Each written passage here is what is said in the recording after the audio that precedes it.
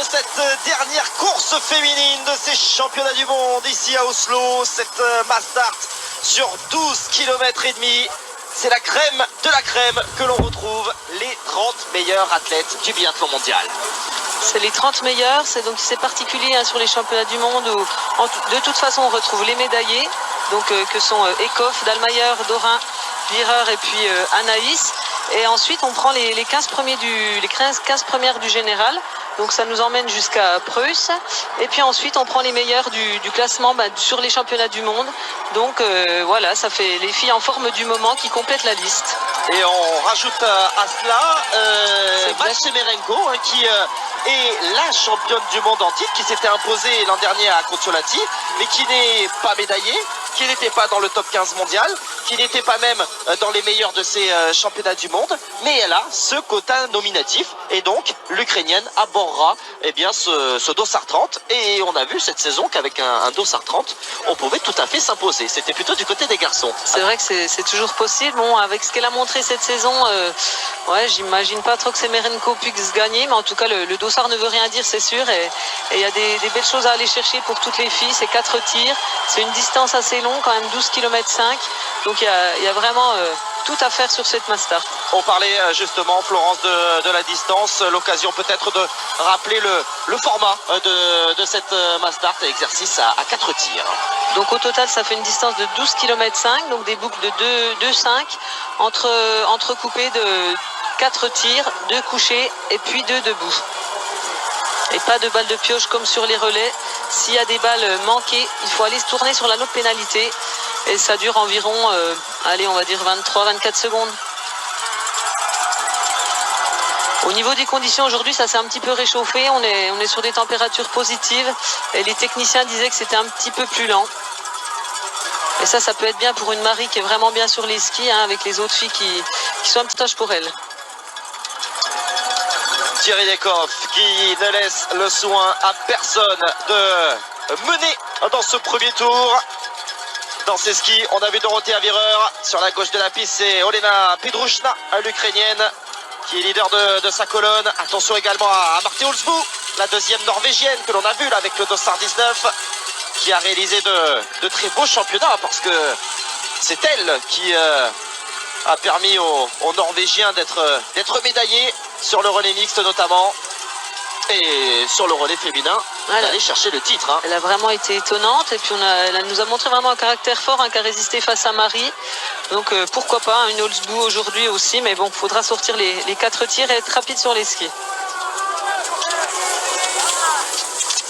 Peloton très groupé dans cette première boucle après la première et grosse difficulté, cette montée depuis le stade, quasiment 1 km de montée avant de revenir sur cette partie descendante. Un peloton, on va dire, bien groupé. On a coutume de dire d'ailleurs, Florence, que le premier tour est plutôt un tour d'observation. Oui, où il faut être vraiment très vigilant. Ça skie en paquet. Il faut faire attention à ne pas se faire marcher dessus, à ne pas marcher sur les voisines. Et puis il faut éviter les chutes. C'est ce qui est redouté sur les premiers tours, là, surtout dans cette descente là où ça lustre par endroits. Donc c'est un tour aussi d'observation. Ça sert à rien non plus de partir trop devant. C'est au tir que ça va se jouer et que ça va se décanter sur le premier coucher. Vous n'hésitez pas d'ailleurs à nous poser vos questions, vos réactions via les réseaux sociaux, via le hashtag Biathlon21. Et avec Florence, nous tâcherons bien évidemment de répondre et de réagir à vos propos. Allez, on voit là nos 2 tricolores dans un premier temps, Marie-Dora Habert et Anaïs Bescon dans ce premier groupe là, qui passe juste devant nous à l'écran. Justine Breza en embuscade et Anaïs Chevalier un petit peu plus loin, alors que l'on voit 2 athlètes qui se sont fait déjà décrocher par le rythme imposé. Oui, après quand on est derrière, c'est pas évident, ça fait un petit peu l'élastique, il faut remettre un petit coup à chaque fois qu'on se fait distancer pour rejoindre le groupe, et on perd pas mal d'énergie. Celles qui sont devant peuvent plus skier à leur rythme et être tranquilles, elles grillent moins de cartouches. Voilà, ça reste groupé, mais ça fait quand même déjà des petits écarts entre les premières et la 30e.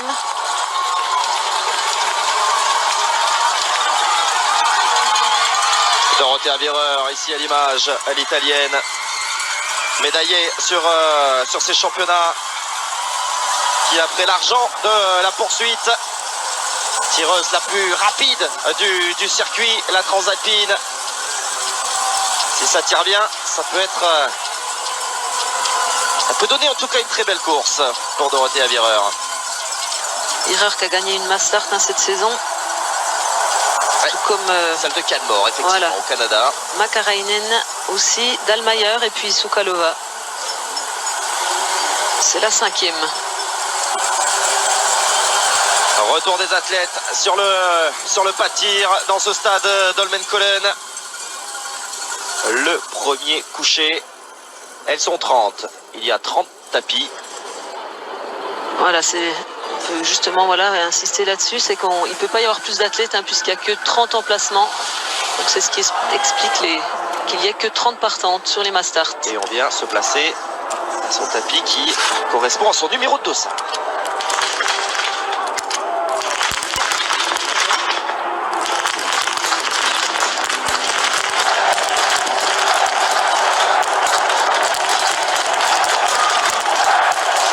Dorothea Virer qui a tiré vite, mais qui devoir aller tourner sur la note pénalité. Le tir parfait pour Marie-Dora Habert. Un tour au minimum pour Anaïs Bescon. Ouais, Dallmayr et Ekhoff qui tirent parfaitement, tout comme Soukalova ou Makarainen. Les favorites sont là. Justine Breza tire parfaitement. En revanche, pour Anaïs Chevalier, ce premier coucher a été très compliqué. C'est parfait. Là, ce qu'elle fait Marie, là, elle lance vraiment bien la course. Et on voit du monde qui ressort de ce pas de tir avec notamment un bris de canne pour Gabriela Soukalova que vous voyez sur la droite de votre écran là, avec le dossard jaune et rouge. Elle va devoir attendre la sortie du pas de tir pour trouver un de ses coachs qui va pouvoir lui donner. Voilà, ça y est, c'est fait. Voilà qui est fait. Voilà. Bon, c'est toujours embêtant, mais voilà, elle n'a pas fait trop longtemps sans sa canne. Et Marie-Dora Habert qui ressort devant Lisa Teresa Hauser et Ekaterina Yurlova. Tireuse très rapide également, Yurlova. Elle a d'entrée, Marie, bien posé les jalons de cette course.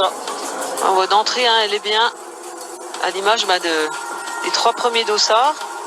C'est Virer qui a sauté en premier. Et malheureusement Anaïs aussi avec sa pénalité. Ah, décidément, ces championnats sont compliqués pour Gabriela Soukalova qui n'est pas aidée. On a vu là, c'est Rosanna Crawford, le grand gabarit canadien là, qui est venu skier, attraper en tout cas la canne de Gabriela Soukalova sans aucune mauvaise volonté, voilà, bien sûr. Quand on est en paquet, ça arrive régulièrement. Et c'est quand même toujours des secondes qui se perdent quand même facilement.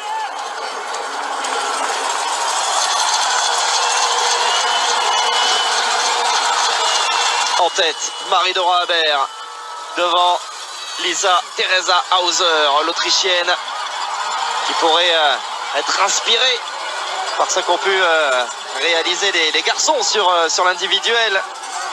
Les 2 médaillés, Landertinger et Simon Eder.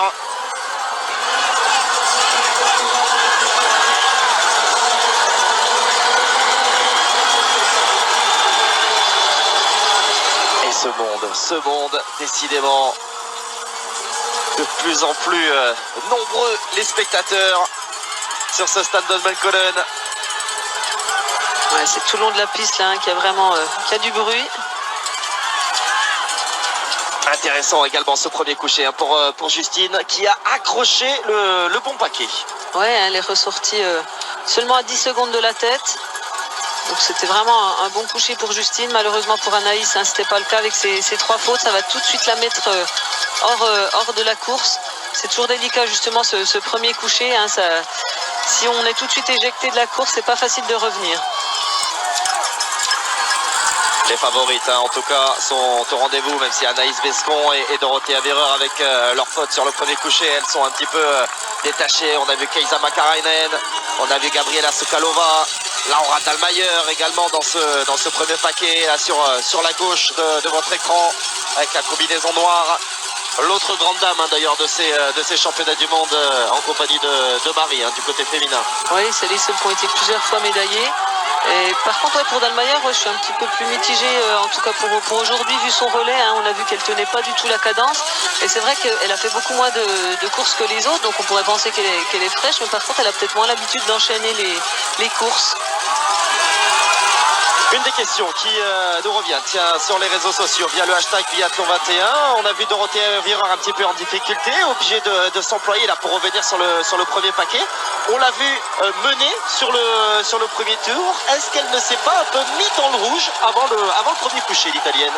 C'est possible, après c'est quand même une fille d'expérience et je pense qu'elle a ce qui est devant à sa main, son rythme et je pense pas que ça lui a valu cette pénalité. Bon après, voilà, faudrait connaître un petit peu plus ses sensations et voir son erreur au tir, mais je pense qu'elle connaît assez bien maintenant ce qu'elle fait pour pas avoir fait cette erreur-là.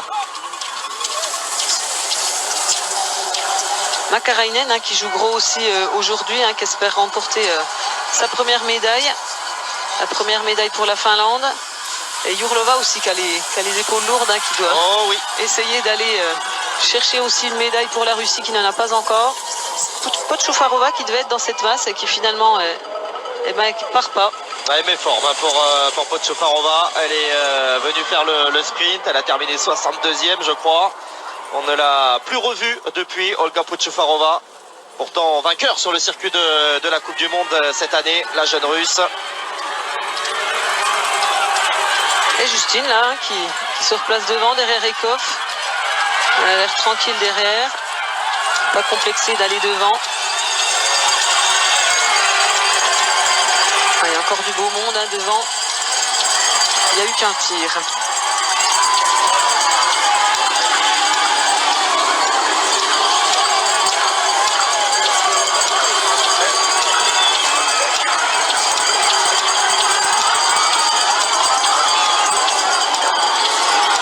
Les indications du technicien transalpin, là, vous l'avez vu, voilà, à destination notamment de Dorothée Virer, bien sûr, parce qu'il y a une faute de la part de la transalpine sur le premier coucher. C'est ça, il lui monte la plaquette avec en plaçant chaque balle, l'emplacement de chaque balle sur la cible, parce que c'est difficile de parler avec tout le bruit, tout le public, là.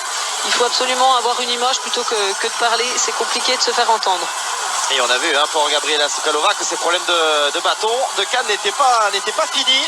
Peut-être qu'elle a récupéré pour le coup auprès d'un technicien tchèque, l'un des siens. Elle s'est peut-être fait dépanner dans un premier temps par une autre nation, hein, parce qu'on le rappelle, peu importe la nationalité de l'encadrement, on dépanne un athlète sur la piste. Oui, en général, hein, c'est bonne ambiance, bonne entente entre les équipes. Et c'est vrai que c'était peut-être pas forcément la bonne hauteur de canne, donc c'est gênant hein, quand on a un petit peu décalé comme ça en posant chaque canne. Et elle a dû récupérer cette fois, oui, la bonne canne.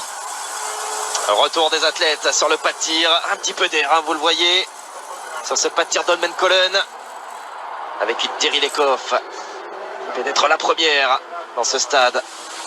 Ce sera plutôt sur le debout hein, que les soucis pourraient débuter pour la Norvégienne.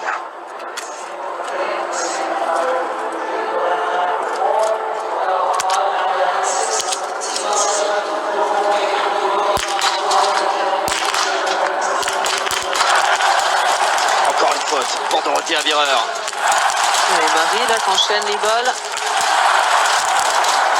Oh oui, le tir parfait pour Marie-Dora Haber. Sokalova ira également tourner sur la note de pénalité, tout comme Tiril Ekhoff. Kaisa Makarainen, Laura Dahlmeier, elles vont tenir. Jourlova aussi, Scardino. Et Justine Breza, elle va aller tourner sur la note pénalité, 150 mètres supplémentaires. En revanche, Anaïs Bescon, elle, est de retour aux affaires. Petit à petit, là, ça se décante un petit peu. Encore d'autres filles sur l'anneau. Sokalova, là, c'est pas gagné, hein, encore pour aujourd'hui. Est-elle en train d'abandonner ses derniers espoirs de médaille? On va la voir ressortir là, de l'anneau de pénalité en compagnie de Tiril Ekhoff. Là, c'est Rosanna Crawford, la Canadienne. Oh, je n'avais pas vu, mais Dorothée Virer qui est partie pour un deuxième tour de pénalité. 2 pénalités sur le deuxième coucher pour Dorothée Virer. Ça fait déjà 3 fautes pour l'Italienne. Ouais, ça va être compliqué cette fois pour le podium, hein, pour Virer. Même si elle tire très rapidement et qu'elle fait 2,55, elle est déjà loin. Et Marie-Dora Haber sereine avec ce 10 sur 10 sur le coucher. Alors attention, hein, il y a encore Laura Dahlmeier, il y a Kaisa Makarainen notamment. On n'oublie pas Ekaterina Yurlova. Même si sur les skis, la Française nous a quand même montré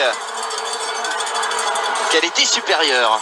Oui, sur l'ensemble de la saison, l'ensemble des championnats, vraiment sur les skis, c'est la plus rapide. Et c'est vrai que des conditions un petit peu plus lentes aujourd'hui, hein, comme je disais, ça va encore l'avantager. On a Anaïs hein, qui est pas si loin avec sa pénalité sur le premier coucher. Ouais, on va faire un point d'ailleurs. Elle est ressortie à 17 secondes, hein, c'est signe que ça va vraiment bien sur les skis. Sur les Françaises, effectivement. Anaïs Bescot ressortie en 10e position à 17 secondes et demie. Pour Justine Breza, c'est la 19e position dans les skis de Gabriela Sukalova. Ça peut être intéressant à 33 secondes de la tête. Et en revanche, on vient tout juste de voir passer Anaïs Chevalier. Et elle est loin, Anaïs, en tout cas, elle est au-delà de la minute. Et un trio qui est en train de se détacher en tête de course. Que c'est dur pour Kaisa Makarainen de suivre le rythme des grandes dames de ces championnats du monde. Va-t-on encore assister à un duel entre Marie-Dora Habert et Laura Dahlmeier? Ah, c'est possible, mais je pense que Marie, elle va pas se refaire avoir. Hein. Elle a dit qu'elle s'était un petit peu laissée prendre par le faux rythme de Dahlmeier sur le relais. Et là, on voit honnêtement qu'elle prend les commandes. On l'a vu aussi au pas de tir. Elle attaquait vraiment ses tirs. Elle est vraiment à l'attaque. Et on voit qu'elle a une bonne, qu'elle est dans la bonne attitude. Elles se sont véritablement partagées les médailles, hein, ces deux-là. Marie remportant l'individuel, deuxième du sprint, troisième de la poursuite. Dahlmeier, elle s'est imposée sur la poursuite, a pris des médailles de bronze sur l'individuel et sur le sprint. En gros, Laura Dahlmeier, elle aussi, peut réaliser un petit chelem, en tout cas sur les épreuves individuelles. Oui, mais elle est aussi médaillée sur les relais, donc elle peut aussi... Pas sur le relais mixte en l'occurrence. Ah, voilà, pas sur le relais mixte. Elle l'avait pas fait, j'oubliais, elle était malade au début du championnat. Elle est arrivée effectivement la veille du relais mixte, mais à n'en pas douter, effectivement, si elle avait été là, elle aurait fait partie du quatuor allemand. Sukalova qui est quand même à plus de 28 secondes cette fois. Hein. Il faudra vraiment les condamner à faire le plein sur ces deux passages au tir debout. Et on pense également au général de la Coupe du Monde avec cette 15e place de Gabriela Sukalova. Alors Gabriela Sukalova, elle a tellement de places solides, on va dire, elle n'a tellement pas fait de course moyenne que finalement ça pourrait être l'un de ses jokers aujourd'hui. On pourrait lui enlever ce résultat. Oui, hein, puisque sa plus mauvaise place c'est une 11e et du coup ça lui retire peu de points quand on enlève les deux plus mauvaises courses. Et bon, j'ai fait un petit calcul, si on enlève leurs deux plus mauvaises courses à Marie et Sukalova, il n'y a que 51 points d'écart, hein, donc c'est loin d'être gagné. Il faudra vraiment attendre la fin de la Coupe du Monde et aller jusqu'à Khanty-Mansiysk la semaine prochaine pour avoir le résultat et connaître la leader du général.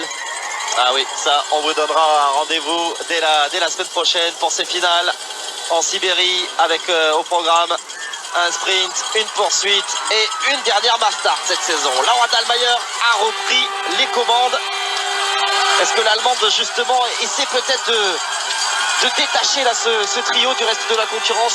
Ouais, je sais pas. Ou alors elle se met devant, comme ça elle skie à son rythme pour pas qu'elle se fasse distancer par Marie, mais ça veut dire qu'elle a pu repasser devant. Et bon, elle a peut-être bien récupéré finalement hein, de toutes les courses. Hein. C'est vrai que les courses s'enchaînent, mais chaque jour est différent. On peut très bien avoir des mauvaises sensations sur une course et le lendemain, on ne sait pas forcément pourquoi et avoir des super jambes. Et on va parler de Marte Olsbu, qui sera peut-être la meilleure des représentantes norvégiennes aujourd'hui, avant de retrouver un petit peu plus tard dans l'après-midi le quatuor magique, celui qui a été célébré sur la place des médailles par plus de 30 000 personnes hier au centre-ville d'Oslo. Je veux bien sûr parler des garçons du relais, Ole Narbjørndalen, Emil Svendsen et les frères Bø.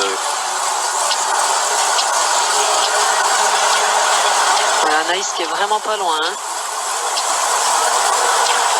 contre, il faut vraiment garder de l'énergie là pour être lucide sur son debout et puis pour garder aussi de la force, de l'énergie pour la dernière boucle. Mais il y a encore 2 passages à effectuer sur le pas de tir. Allez, Marie qui s'est placée là dans les skis de Laura Dahlmeier à l'aspiration, qui a pu profiter de quelques secondes là pour reprendre son souffle. C'était peut-être sa stratégie sur ce tour justement d'arriver vraiment bien en étant très lucide sur le debout. Le voici, ce 3e tir, le premier debout pour les 3 athlètes de tête.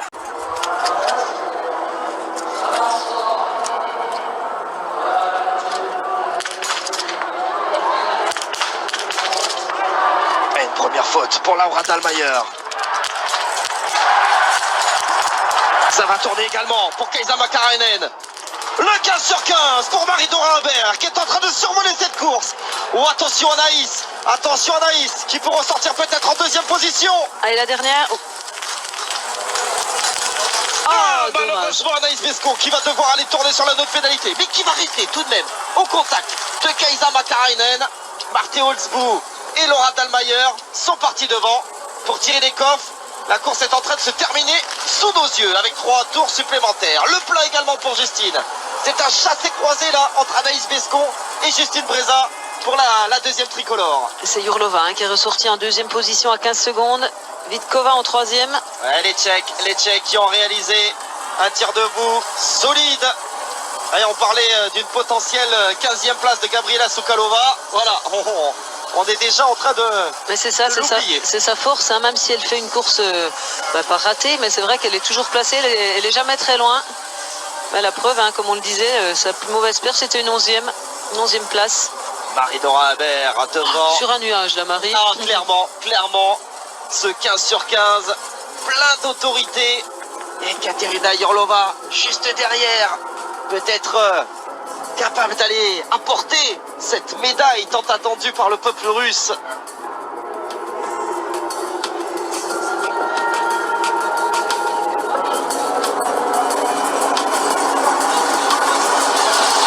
Allez, Marie qui a vraiment pris la course en main, on l'a vu dès le premier tir, dès le premier tour.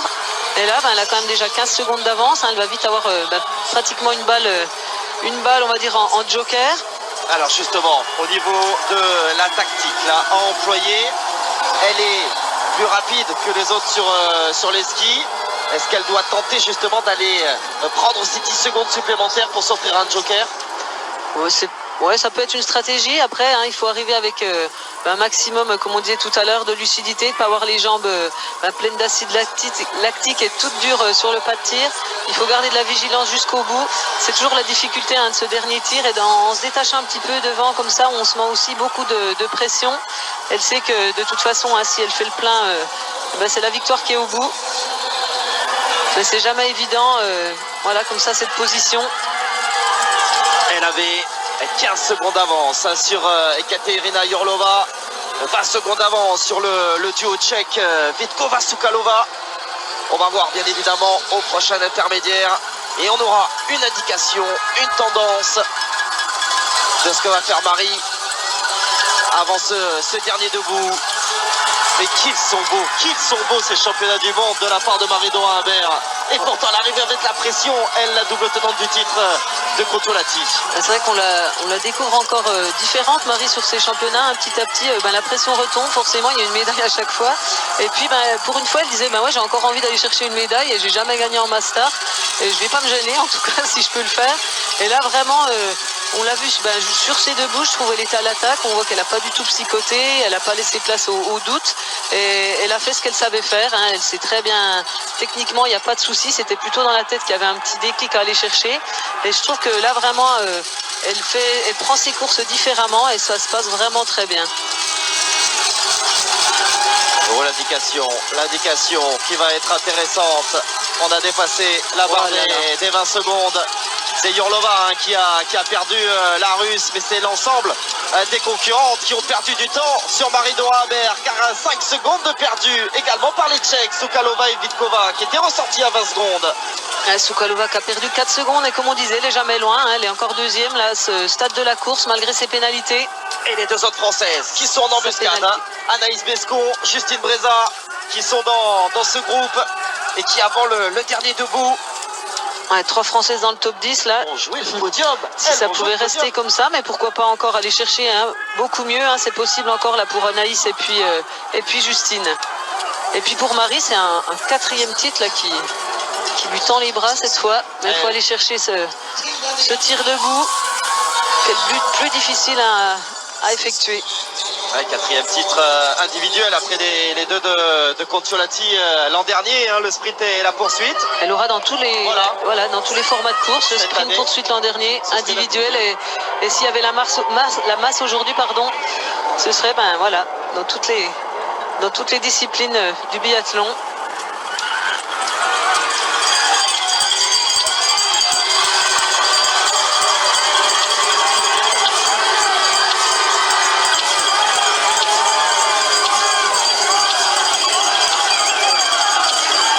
C'est une fusée là que l'on retrouve dans cette difficulté sur la piste d'Oslo. Marie-Dora Amer qui continue encore d'accroître son avance sur le reste de la concurrence. L'écart quand même qui se stabilise avec Soukalova et Vitkova. Peut-être de quoi temporiser avant de revenir sur le pas de tir une dernière fois. Oui, on voit maintenant elle peut se permettre, allez, on va dire une pénalité, puisque les filles sont à 23 secondes. Mais ce sera tout, il faudra pas en faire une deuxième.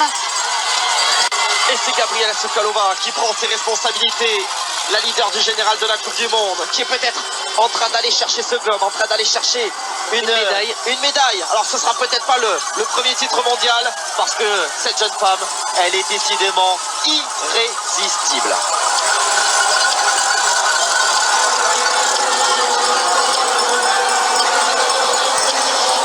Et derrière on n'oublie pas que Justine Breza et qu'Anaïs Bescon sont en embuscade, sont dans le top 10 et qu'elles vont jouer sur ce dernier debout une place sur le podium. On dirait avec l'équipe de France féminine, on commence à avoir l'habitude. On a déjà eu ce merveilleux doublé sur l'individuel. Voilà, Marie qui se présente toute seule sur le pas de tir. Et Jean-Paul Giacchino, évidemment, derrière la lunette, l'entraîneur de tir de cette équipe de France féminine. Il ne faut pas laisser de place au doute, comme tout à l'heure.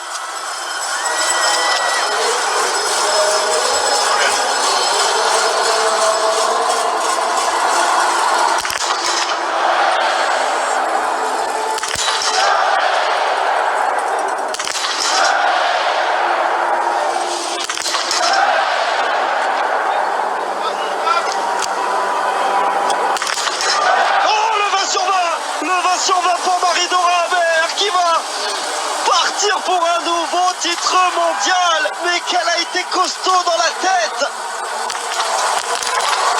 Et Vitkova qui va aller tourner. La porte est peut-être entrouverte pour une de nos deux autres tricolores.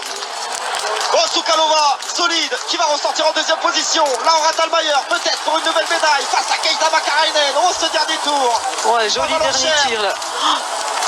Et Anaïs, le plein aussi.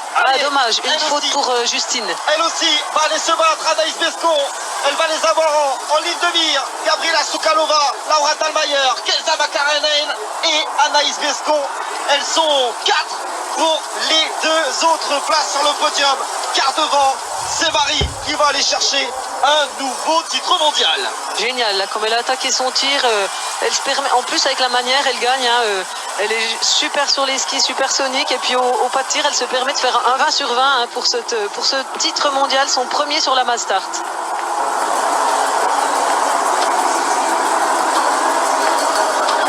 Jean-Paul Giacchino, heureux évidemment de la tournure des événements pour Marie, qui aura été exceptionnelle tout au long de ces championnats du monde et qui vient mettre un point d'orgue. On manque de qualificatifs pour Martin Fourcade, mais on risque bien d'en manquer pour Marie également. Ouais, là, ce qu'elle a fait sur tous les championnats, là, une médaille à chaque course, c'est tout simplement incroyable. Et là, Franchement, encore une fois, oui, avec la manière, elle termine vraiment bien ses mondiaux et ça, c'est important.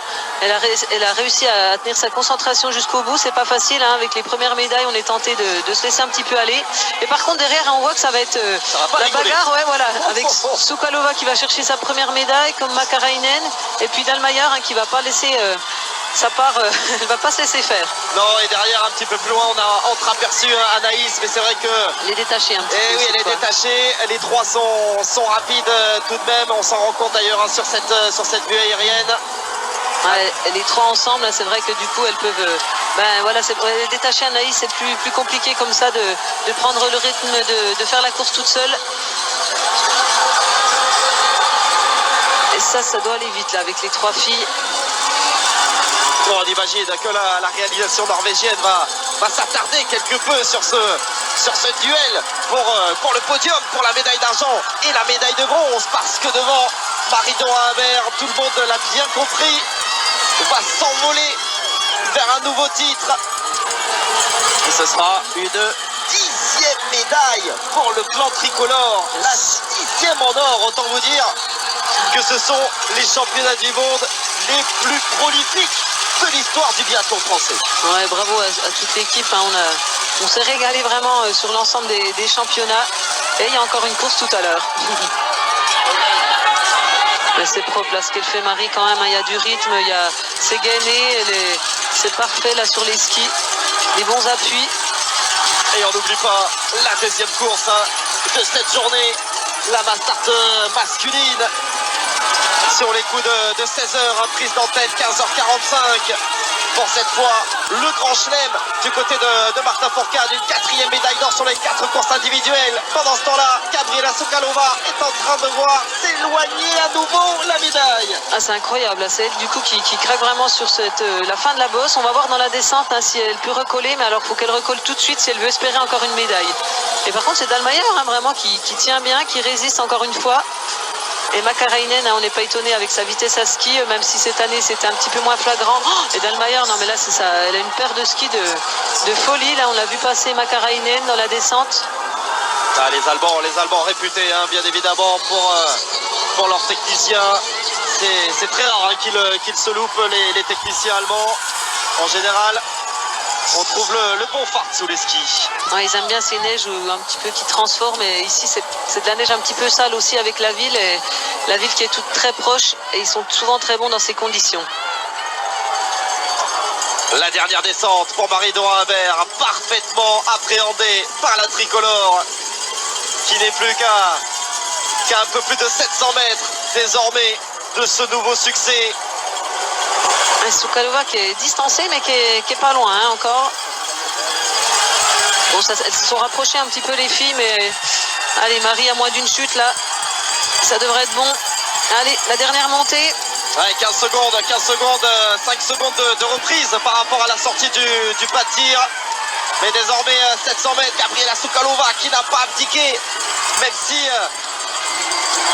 la perspective est quelque peu écrasée. Kaisa Makarainen qui place son accélération face à Laura Dahlmeier, la finlandaise. Elle sait qu'il faut qu'elle fasse l'effort ici, Makarainen, hein, puisque Dahlmeier glisse très très bien. Et c'est un petit gabarit qui va très bien en montée. Par contre, une Dahlmeier est un petit peu plus fort sur les plats. Mais elle s'accroche, hein, Dahlmeier. Allez Marie, là, elle peut savourer là sur sa fin de boucle. Ouais, déjà le retour de Marie-Dora Humbert dans ce stade d'Holmenkollen.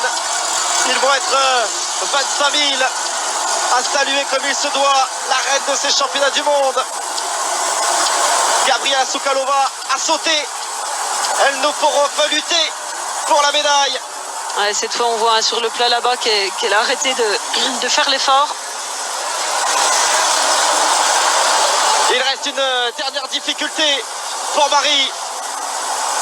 Allez, contourner là, le pas de tir pour la dernière fois. Ah, les filles sont pas si loin, hein, quand même.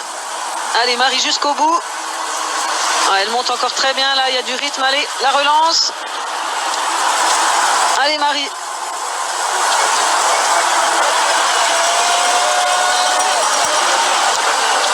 Ils ont été nombreux à faire le déplacement, les supporters tricolores, tout à leur joie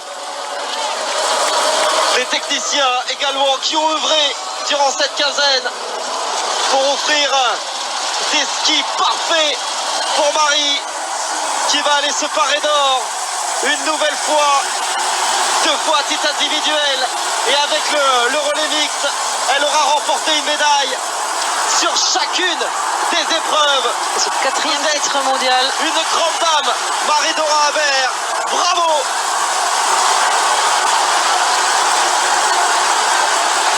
Et pour la 2e place, il y aura sprint, c'est Laura Dahlmeier qui va venir prendre la médaille d'argent devant Kaisa Makarainen, satisfaite tout de même de décrocher une breloque. Ouais, elle est impressionnante quand même hein, sur les stratégies de course. Dahlmeier, elle arrive toujours à tirer son épingle du jeu, à savoir ce que va faire l'autre. Et encore une fois, elle est une médaille de bronze, d'argent pour elle, et une belle médaille aussi pour la Finlande avec Makarainen. Et la grande perdante. Ouais, la 4e, plus exactement, pour Gabriela Sokolova, alors qu'Anaïs Besco, on termine comme un boulet de canon et vient prendre la 5e place. Quelle course de la part d'Anaïs Besco qui termine 5e. Elle était ultra rapide sur les skis une nouvelle fois. Encore une belle course hein, d'Anaïs, encore un top 5.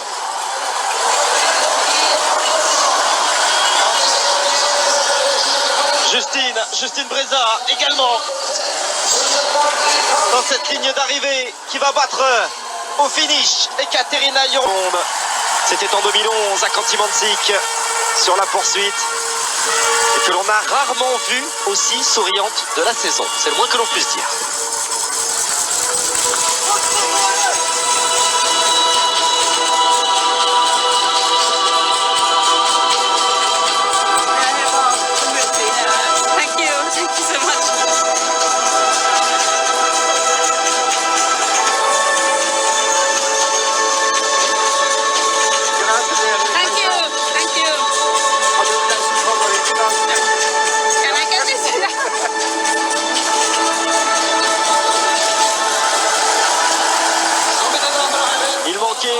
Dans ces championnats, un métal à Laura Dahlmeier. Elle avait remporté une médaille d'or, 3 médailles de bronze. La voici désormais argentée. Elle pense toujours à Andreas Björnbacher, son compatriote, qui va prendre sa retraite aujourd'hui. C'est une sacrée jeune femme, Laura Dahlmeier.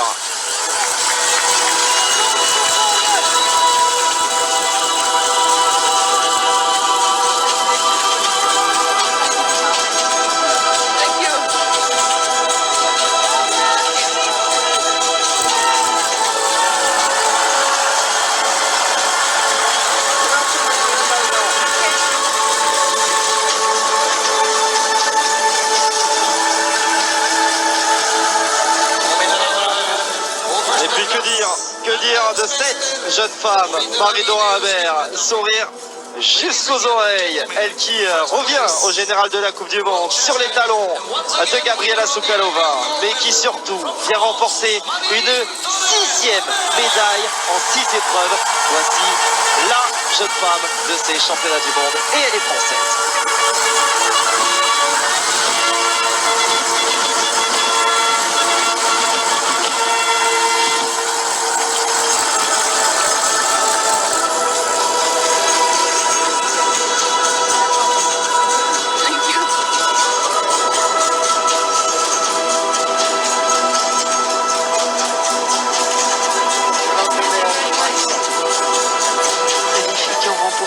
Qui auront remporté 6 médailles sur les 10 à ce stade des championnats du monde, les 10 de la France.